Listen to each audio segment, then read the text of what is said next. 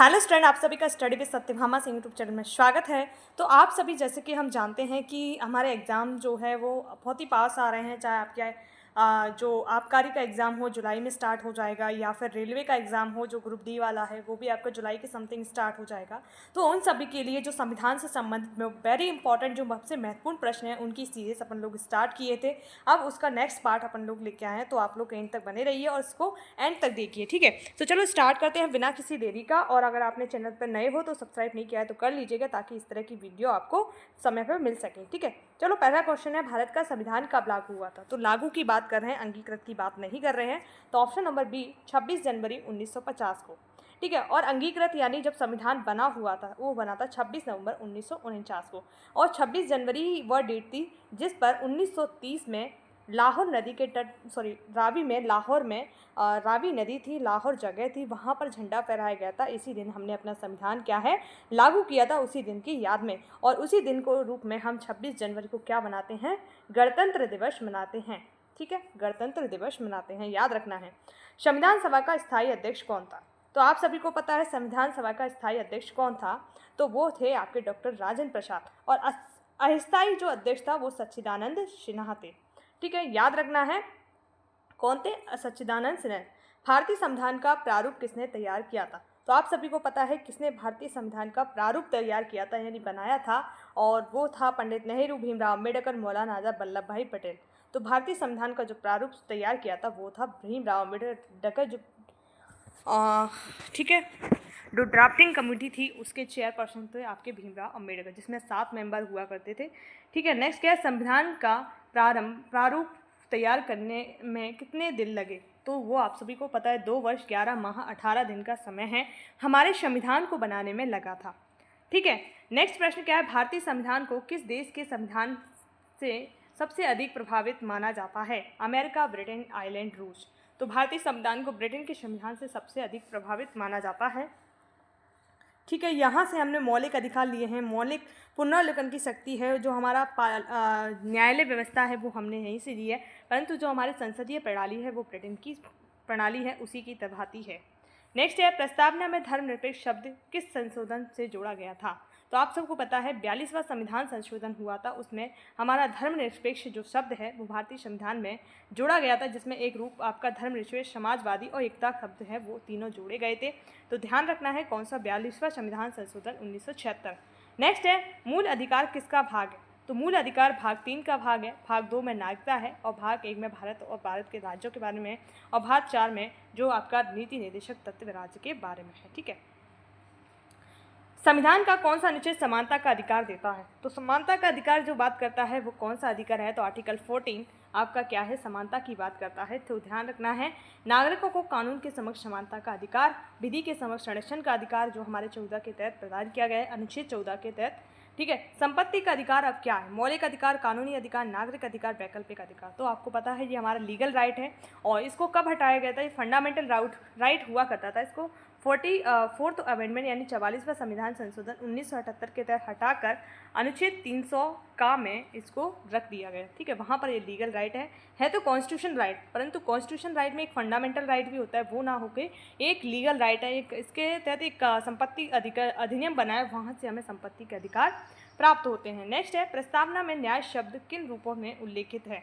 सामाजिक, आर्थिक, राजनीतिक, उपयुक्त शब्द। तो सभी रूपों में हमें क्या न्याय शब्द है वो उल्लेखित है। भारतीय संविधान की प्रस्तावना को किसने लिखा था? तो किसने लिखा था? जवाहरलाल नेहरू, वी.एन. राव, बी.आर. अम्बेडकर या फिर राजेंद्र प्रसाद। तो आप सभी को पता है जवाहरलाल नेहरू थे, इन्होंने एक उद्देश्य प्रस्ताव जो पेश किया था वही आपका क्या था, प्रस्तावना के बारे में था। नेक्स्ट क्या है, संविधान में कुल कितनी अनुसूचियां हैं? तो करंट में पूछा जाए तो 12 हैं, और वैसे कितनी हैं आपकी, जो आपका ओरिजिनल कॉन्स्टिट्यूशन था उसमें 8 अनुसूचियां थी, बाकी जो अनुसूचियां हैं बाद में जोड़ी गई थी, ठीक है। भारतीय संविधान को भारतीय नागरिकों को वोट देने का अधिकार किस अनुच्छेद में है? 324, 326, 325 और 327। अनुच्छेद की बात कर रहे हैं तो ये 326 में भारतीय जो नागरिक हैं उनको वोट देने का अधिकार, इलेक्शन कमीशन ऑफ इंडिया की बात करते हैं तो 324 में दिया गया है, ठीक है। ध्यान रखना है। नीति निर्देशक तत्वों का उद्देश्य क्या है? नीति निर्देशक तत्व हैं, उनका उद्देश्य क्या है? न्यायपालिका का निर्देश देना, कार्यपालिका को आदेश देना, राज्य को शासन हेतु मार्गदर्शन देना या संसद को बाध्य करना। तो ऑप्शन नंबर सी ये क्या करता है? कल्याणकारी राज्य की अवधारणा और राज्य को जो मार्गदर्शन देने का कार्य यानी किस प्रकार से शासन चलाना है वो निर्धारित करता है। किस अनुच्छेद में राज्य की धर्मनिरपेक्ष चरित्र की बात की गई है? तो कौन सा अनुच्छेद है जिसमें धर्मनिरपेक्ष की बात करें? 14, 21, 25 सी। तो ये 25 यानी किसी भी व्यक्ति को क्या है? धर्म का आचरण करने की स्वतंत्रता दी गई। वो जो चाहे जिस धर्म को अपना सकता है, उसका पालन कर सकता है। ठीक है। किस अनुच्छेद में संवैधानिक उपचारों का अधिकार दिया गया? 19, 21, 32 से 14। तो आपको पता है संवैधानिक उपचारों का अधिकार अनुच्छेद 32 में दिया गया है। ठीक है। और इसके तहत जो 5 रिट हैं वो जारी की जाती हैं। ठीक है। वो कौन सी हैं? सुप्रीम कोर्ट के द्वारा इस अनुच्छेद के तहत जारी की जाती हैं 32 के तहत। तो सबसे पहले बंदी प्रत्यक्षीकरण की। बंदी प्रत्यक्षीकरण का अर्थ है किसी भी व्यक्ति को उसकी कानूनी अधिकार के बिना हिरासत में कोई भी नहीं रख सकता है। तो बंदी प्रत्यक्षीकरण है विधि के प्राधिकार के बिना, एक शब्द है वहाँ से। ठीक है। दूसरा आपका परमादेश, ये सिविल सर्वेंट के लिए होता है, उसका आदेश का पालन करना है। एक उत्प्रेषण, ठीक है, ये न्यायपालिका के लिए प्रावधान है इसमें। एक प्रतिषेध, उसको कार्य के लिए रोका जाता है, उसके प्राधिकार से ऊपर के कार्य करने के लिए। ठीक है। अपने पास बुलाया जाता है। ठीक है। आपको इससे ऊपर काम नहीं करो। एक है आपका आखिरा अधिकार परीक्षा। अधिकार परीक्षा का अर्थ क्या है कि आप किस अधिकार से उस पद पर हो, यानी आप इलीगल तरीके से तो नहीं हो। उस तरह की जो बात की गई है वो किसमें की गई है? अनुच्छेद 32 के 5वीं रिट में। ठीक है। नेक्स्ट है संसद को संविधान में संशोधन का अधिकार किस अनुच्छेद से मिलता है? अनुच्छेद 368, 356, 370 या 352। तो ये आपका संशोधन का अधिकार 368 के तहत मिलता है। और 370 जम्मू कश्मीर को स्पेशल राज्य का दर्जा मिला था और आर्टिकल 35A था उसको समाप्त कर दिया गया। 370 अब क्या है? निलंबित है, यानी इसका प्रभावहीन जिस एक बोल सकते हैं। ठीक है। 352 के बारे में देख लीजिए। आपातकाल की बात करता है। राष्ट्रीय आपातकाल जो होता है ना, इमरजेंसी लगती है पूरे देश में किसी क्षेत्र में, जब सशस्त्र बल विद्रोह हो जाए या फिर हमारा बाह्य आक्रमण हो जाए, उस पर ये 352 का प्रयोग किया जाता है। और 356 यानी इंटरनल हमारे देश में संविधान का पालन नहीं हो रहा है या कोई राज्य उसका पालन नहीं कर रही है, तो राष्ट्रपति क्या कर सकता है? राष्ट्रपति शासन लगा सकता है किसी भी राज्य में। ठीक है। तीनों चीज़ें ध्यान रखना है। राष्ट्रपति शासन किस अनुच्छेद में वर्णित है? तो ये 356, जैसा कि मैंने आपको ऊपर बताया। परंतु इसका भी प्रोसीजर है, ऐसा नहीं है कि राष्ट्रपति अपनी स्वविवेक से लगा सकता है। मंत्रिमंडल की सहमति या उस राज्य के राज्यपाल की सहमति से राष्ट्रपति क्या है? राष्ट्रपति शासन लगा सकता है। नेक्स्ट है संविधान की 7वीं अनुसूची में क्या दिया गया है? तो आपको सभी पता है क्या है? विधायी जो सूचियां हैं, जैसे आपकी 3 सूचियां दी गई हैं। कितनी? एक संघ सूची, एक राज्य सूची और एक समवर्ती सूची। ठीक है। ये 3 सूचियां दी गई हैं। और इसमें देखिए जो संघ सूची होती है, यानी जो संघ सूची होती है इस पर कानून कौन बनाएगा? केंद्र बनाएगी। ठीक है। ध्यान रखना है, केंद्र। और जो राज्य सूची होती है इस पर कानून कौन बनाएगा? राज्य। और समवर्ती सूची पर, जो समवर्ती सूची है इस पर कानून कौन बनाएगा? ये दोनों इसको कानून बना सकती हैं। ये दोनों चीज़ें आपको ध्यान रखना है। संविधान की 8वीं अनुसूची में कितनी भाषाएं हैं? तो देखिए संविधान की 8वीं अनुसूची में अभी वर्तमान में 22 भाषा हैं। ठीक है।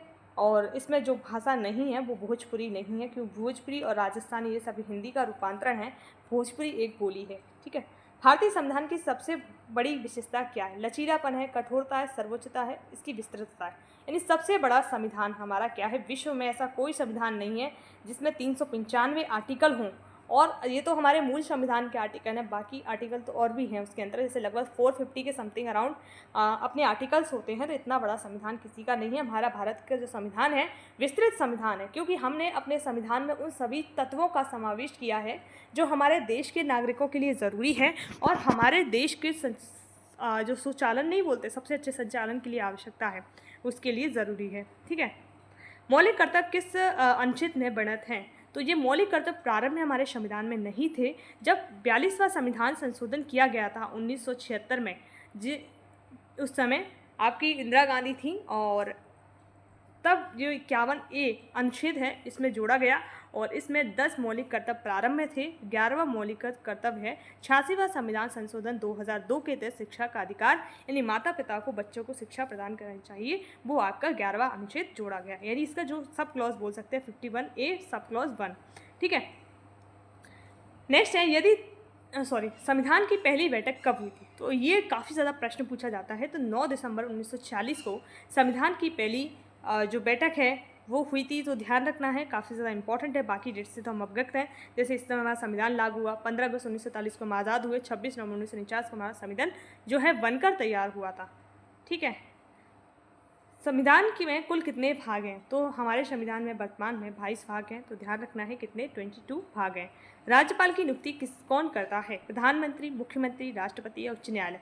तो राष्ट्रपति की नियुक्ति राज्यपाल की नियुक्ति राष्ट्रपति करता है और ये राष्ट्रपति के प्रसाद पर्यंत रहता है। भले इसका कार्यकाल 5 वर्ष का होता है, परंतु राष्ट्रपति जब चाहे इसको हटा सकता है।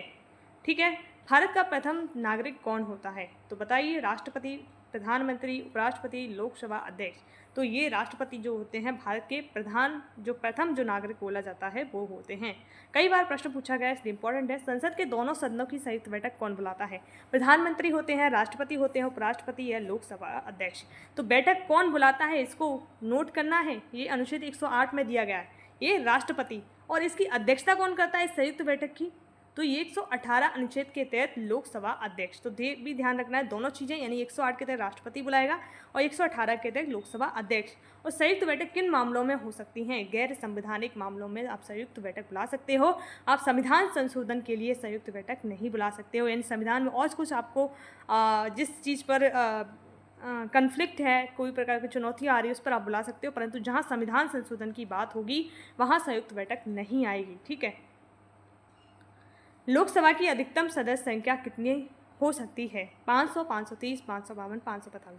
तो 552 अधिकतम है। वर्तमान में 543 सीटों के लिए क्या होता है? इलेक्शन होता है। और अब तक जो 545 सदस्य थे उसमें से 2 एंग्लो इंडियंस हुआ करते थे, इसको समाप्त कर दिया गया है। ये आप कमेंट करके बताओगे कौन सा संविधान संशोधन किया गया था जिसके तहत एंग्लो इंडियन यानी आंग्ल भारतीय जो कॉन्सेप्ट था उसको समाप्त किया गया था। तो ध्यान रखना है, आप लोग कमेंट करना है इसका आंसर। आप सभी के लिए होमवर्क है ये। और भारत में आपातकाल की स्थिति कितने प्रकार की होती है? तो आपको पता है 3 प्रकार की आपातकाल लगता है। एक 352 के तहत आपातकाल, राष्ट्रीय आपातकाल जिसको बोला जाता है। 356 के तहत राष्ट्रपति शासन की बात करते हैं, प्रेसिडेंट रूल, राष्ट्रपति शासन। और 360 के तहत वित्तीय आपातकाल है। ठीक है। अभी तक हमारे देश में ऐसी कंडीशन नहीं आई है कि वित्तीय आपातकाल लगे, परंतु ये दोनों कंडीशन हो चुकी हैं। ठीक है। भारत में पंचायती राज की शुरुआत कब हुई? 1952, 1957, 1962, 1974। तो 1957 में राजस्थान में जगह है ना। आप लोग एक बार कमेंट करना, मेरे को जगह रिकॉल नहीं हो रही है। 1957 में बलवंत राय मेहता समिति की सिफारिश पर की गई थी। आई थिंक नागौद कोई जगह थी, वहाँ पर था। एक बार क्लियर कर लेना कि यही था या नहीं। भारत का सर्वोच्च न्यायालय किस अनुच्छेद के अंतर्गत स्थापित है? 124, 140, 136, 226। तो सर्वोच्च न्यायालय 124 के तहत, अगर उच्च न्यायालय 214, यानी इसको पलट देना है, सिर्फ 2 को आगे ले आना, 1 को इधर कर देना। तो 214 में आपका हाई कोर्ट की बात करते हैं और सुप्रीम कोर्ट की बात करते हैं आपका 124। तो दोनों अनुच्छेद याद कर लेना। और 226 में रिट जारी करता है हाई कोर्ट और 33 के तहत रिट जारी करता है सुप्रीम कोर्ट। तो दोनों चीज़ों को ध्यान रखना है अच्छे से, ताकि इस तरह के प्रश्न आते हैं तो गलत ना हो। संविधान के किस अनुच्छेद के तहत राष्ट्रपति अनुच्छेद 143 के तहत सलाह मांग सकता है? तो राष्ट्रपति अनुच्छेद आपका आंसर में दे दिया है, तो मिसप्रिंट हो गया है। तो 143 के तहत राष्ट्रपति क्या है, सलाह मांगने का अधिकार उन्हें दिया गया है। ठीक है, सुप्रीम कोर्ट के जजों से। ठीक है, ध्यान रखना है। नेक्स्ट है, भारत के संविधान में किस अनुच्छेद में जीवन और व्यक्तिगत स्वतंत्रता का अधिकार दिया गया है? राइट टू लाइफ की बात कर रहे हैं। ठीक है, वो है आर्टिकल 21। जीवन का अधिकार यहाँ पर दिया है। 21A है, इसमें शिक्षा का अधिकार दिया गया है। ठीक है, यानी फंडामेंटल राइट है, राइट टू एजुकेशन हमारा। संविधान के किस अनुसूची में राज्यों और केंद्र शासित प्रदेशों के नाम है? पहली, दूसरी, 30, 7वीं, 8वीं। तो कौन सी अनुसूची है जिसमें राज्यों के नाम हैं? तो पहली अनुसूची में ही राज्यों के नाम हैं। और 7वीं अनुसूची में आपके नाम दिए गए हैं। 7वें शेड्यूल में जो संघ वगैरह शक्तियाँ दी गई हैं कि किसमें किसको क्या अधिकार है। और जो 7वें शेड्यूल है वो हमने कहाँ से ली है? ऑस्ट्रेलिया से ली है, संवर्ती सूची जिसको बोला जाता है। 7वें शेड्यूल नहीं बोलेंगे, संवर्ती सूची बोलेंगे। ठीक है, संवर्ती सूची, जिसमें 7वीं सूची में 3 सूचियाँ हैं, संघ सूची, राज्य सूची और संवर्ती सूची। तो संवर्ती सूची हमने ऑस्ट्रेलिया से लिया है, ठीक है, ध्यान रखना है। 8वीं अनुसूची में भाषा दी गई है हमारी, और ठीक है। नेक्स्ट प्रश्न क्या है आपका, राज्यसभा में मनोनीत सदस्यों की संख्या कितनी है। राज्यसभा में पूछ रहा है ना, तो 12। अगर लोकसभा में पूछता तो 2, यानी जो आंग्ल भारतीय हैं वो हैं, और मनोनीत यानी कि जिनको नियुक्त किया जाता है, जो आपके विधाओं से होते हैं, जैसे साहित्य है, कला है, इन सारी विधाओं से होते हैं, विज्ञान है, वहाँ से लिए जाते हैं मनोनीत सदस्य। भारत में सर्वोच्च न्यायालय के न्यायाधीश की सेवानिवृत्ति आयु क्या है। तो सेवानिवृत्त आयु तो सर्वोच्च न्यायालय के न्यायाधीश की होती है, परंतु अपॉइंटमेंट डेट नहीं होती है कि कब उनको अपॉइंट किया जाएगा, ठीक है। अपॉइंटमेंट डेट इनकी नहीं होती है कि किस एज में ये जज बनेंगे, ठीक है। तो इनकी जो रिटायरमेंट डेट है 65 है। अगर हाई कोर्ट का पूछा जाए तो 62 माना जाएगा। भारत को गणराज्य घोषित किया गया है क्योंकि यह राष्ट्रपति है, यहाँ प्रधानमंत्री है, यहाँ लोकतंत्र है, राष्ट्रपति निर्वाचित होता है। तो गणराज्य का मेन उद्देश्य है, यहाँ का जो हेड ऑफ स्टेट है, यानी जहाँ का मुखिया है देश का, वो आपका क्या होता है, इलेक्ट होता है, निर्वाचित होता है। परंतु अगर जो ब्रिटेन है उसको गणराज्य क्यों नहीं कहा जा सकता, क्योंकि वहाँ पर जो महारानी का रूल है, महारानी महाराज हैं, वो उनका रूल हो रहता है, इसलिए उनको गणराज्य नहीं कहा जा सकता। संविधान सभा में महिलाओं की कितनी संख्या थी, 5, 10, 12, 15। तो संविधान सभा में देखो 15 महिलाएं थी, इतना ध्यान रखना है। कितनी थी, 15 महिलाएं। तो 12 बाय मिस्टेक है, परंतु 15 महिलाएं संविधान सभा में थी, ठीक है। ध्यान रखना है, ये सारे क्वेश्चंस मैं आपको सही बता रही हूँ एकदम, और बिल्कुल ऑथेंटिक हैं। आपके एग्जाम में यहाँ से प्रश्न जरूर आएंगे। नागरिकता अधिनियम कब पारित किया गया था, 1947, 1950, 1955, 1962। तो 1955 में नागरिकता अधिनियम है वो पारित किया गया था। और आपको पता है CAA कब का है, 2019 का है, ठीक है। और इसके बारे में और इन्फॉर्मेशन है तो आप लोग कमेंट में ज़रूर बताना, और क्या क्या चीज़ें आपको पता है, नहीं पता है, तो मैं नेक्स्ट वीडियो इस पर लेके आऊँगी। संविधान की प्रस्तावना को न्यायालय ने क्या कहा, लागू करने योग्य है, अवैधानिक है, संविधान का परिचय है, संविधान का हिस्सा है।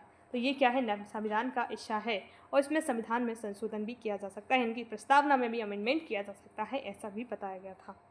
केशवानंद भारती मामला जो काफ़ी ज़्यादा फेमस है, इसमें बताया गया था कि संविधान की प्रस्तावना है, संविधान का अभिन्न हिस्सा है, और इसमें भी संशोधन हो सकता है। राज्य की परिभाषा किस अनुच्छेद में है, तो अनुच्छेद 12, जो कि आपके मौलिक अधिकार जहाँ से प्रारंभ होते हैं 35 तक, और वहाँ पर राज्य की जो परिभाषा है 12 अनुच्छेद में दी गई है, और अनुच्छेद 36 में भी राज्य की परिभाषा दी गई है। किस अनुच्छेद में शिक्षा का अधिकार है, तो 21A में शिक्षा का अधिकार दिया गया है। 51A में आपका क्या है, आपको पता है, आपके मौलिक कर्तव्य हैं, ठीक। भारत को कितने राज्यों और केंद्र शासित प्रदेशों में बांटा गया है 2024 तक, तो आपको बताना है। 28 राज्य हैं और 8 केंद्र शासित प्रदेश हैं। 2 कौन से केंद्र शासित प्रदेश हैं जिनको मर्ज कर दिया गया है, तो वो आपके दमन दीप और दादर नागर हवेलियाँ हैं। पहले 9 थे, तो इन्हीं के कारण अब ये 8 हो चुके हैं। और जम्मू कश्मीर को अलग करके लद्दाख अलग कर दिया गया था, तो वहाँ पर 2 केंद्र शासित प्रदेश बन गए थे। प्रारंभ में हमारे 29 राज्य, 7 केंद्र शासित प्रदेश थे, अब 28 राज्य हैं और 8 केंद्र शासित प्रदेश हैं, ठीक है। तो ध्यान रख लेना अच्छे से। संविधान सभा का गठन किसने किया था, किसने किया, ठीक है। नेहरू समिति ने, ब्रिटिश संसद ने, कैबिनेट मिशन ने, भारतीय सांस्कृतिक कांग्रेस ने। तो कैबिनेट मिशन के बाद क्या हुआ था, हमारे संविधान सभा का गठन हुआ था 1946 में। कैबिनेट मिशन है भारत आया था, और इसी के बाद हमारे देश में क्या हुआ था, संविधान सभा का गठन हुआ था। भारतीय संविधान में कितने मौलिक अधिकार हैं, तो मौलिक अधिकारों की बात कर रहे हैं। प्रारंभ में कितने थे, 7, अब कितने हैं, 6, क्योंकि संपत्ति को अधिकार को मौलिक अधिकार की श्रेणी से हटाकर संवैधानिक और विधिक अधिकार बनाया गया था।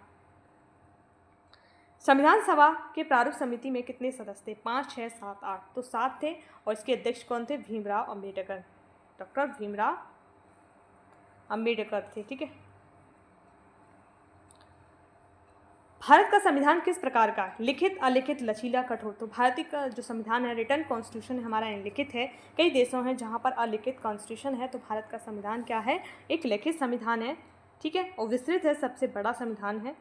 संसद के कितने सदन होते हैं, तो आपको पता है संसद में 1 होता है, 2, 3, 4। तो संसद में 2 सदन होते हैं, लोकसभा, राज्यसभा, इसके 2 सदन होते हैं।